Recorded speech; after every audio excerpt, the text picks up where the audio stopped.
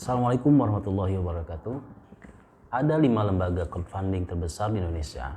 Salah satunya adalah kitabisa.com.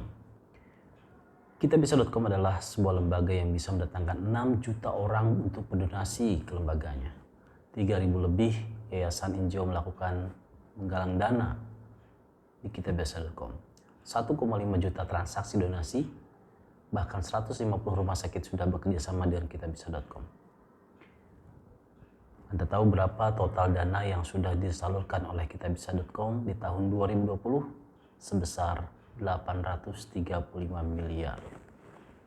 Terbayang bukan berapa banyak jumlah rakyat Indonesia yang bisa dibantu oleh kitabisa.com? Hal ini tidak lepas dari budaya organisasi yang sudah dibangun oleh kitabisa.com. Apa sajakah itu? Mari kita lihat.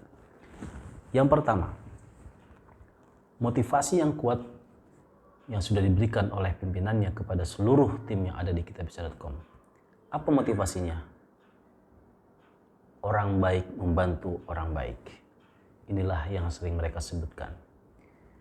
Yang kedua, memaksimalkan digital media sebagai alat utama dalam menggalang donasi. Kita tahu bahwa perkembangan teknologi informasi sudah tidak bisa dielakkan lagi.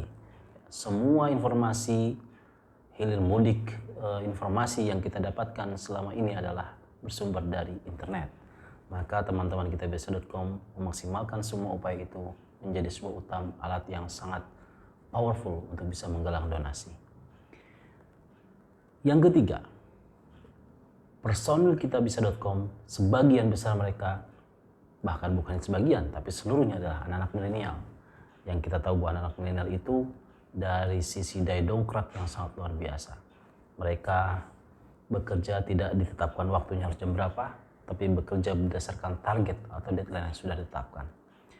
Saya pernah melihat ya, bagaimana mereka datang dan pergi itu tidak sesuai dengan jam kerja seperti kebanyakan di kantor-kantor yang sudah ditetapkan masuk jam 7 misalnya atau jam 8, pulang jam 5 sore. Mereka tidak.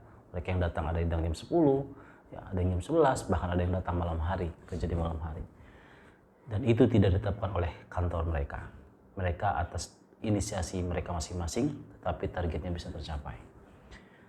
Yang keempat, karena ini sistem milenial, maka yang dibangun adalah egaliter. Tidak ada jarak antara atasan bawahan, tidak ada istilah bawahan sama atasan.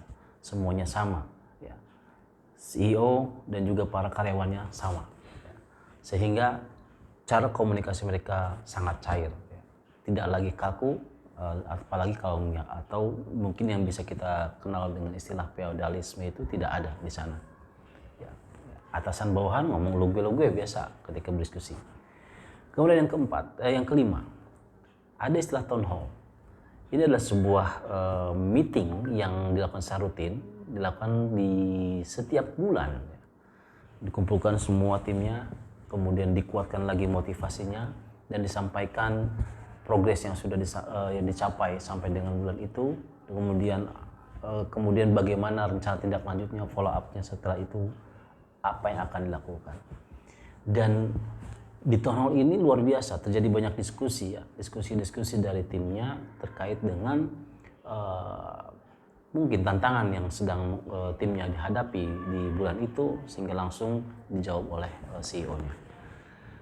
Dan yang terakhir, ya, eksplorasi ide tanpa batas. Setiap karyawan di kitabisa.com dibolehkan menyampaikan idenya masing-masing tanpa dibatasi. Bahkan mereka harus meeting bisa per jam. Ketika ada ide hari itu maka langsung di meeting. Nah, sehinggalah budaya-budaya organisasi yang sudah dibangun oleh kitabisa.com yang kemudian hasilnya ya, tidak bisa dibohongi bahwa donasinya bisa mencapai miliar rupiah dan makin banyak orang yang bisa dibantu. Jadi kesimpulannya, budaya organisasi itu sangat menentukan seberapa besar capaian yang ingin kita raih di sebuah perusahaan. Saya Dedi Suhaidi, mahasiswa Pasca Sarjana STI Banten. Assalamualaikum warahmatullahi wabarakatuh.